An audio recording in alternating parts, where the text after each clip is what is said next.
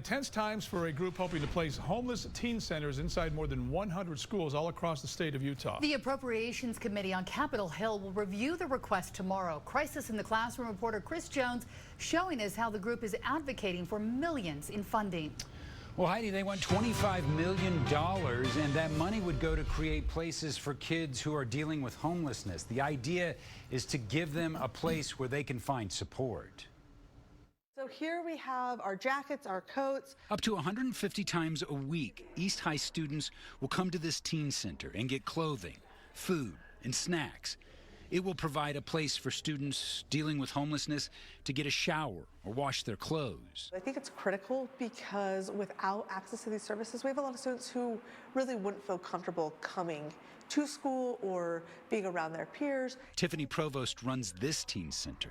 There are 10 more just like it throughout Utah. The needs of students throughout the state are skyrocketing. And advocates like Mary Catherine Perry are asking the state legislature to find $25 million to add more than 100 of these teen centers across the state. It would help strengthen and support so many students throughout the state, from Logan to St. George, in rural and smaller communities. We truly want this to be a statewide effort. Perry and her group want to help build up to 112 teen centers just like this one. But Crisis in the Classroom has heard from sources that some lawmakers are concerned with the price tag.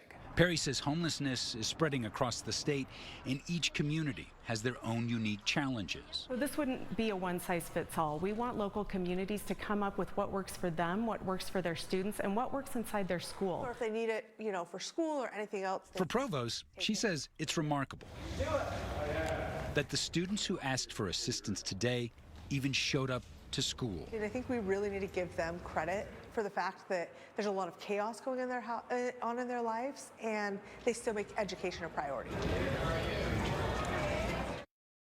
So lawmakers did spend the weekend putting together their priorities of spending, and tomorrow is the big day. The teen centers and the Appropriation Committee will take up the ask at 2 p.m. For Crisis in the Classroom, I'm Chris Jones, KUTV 2 News.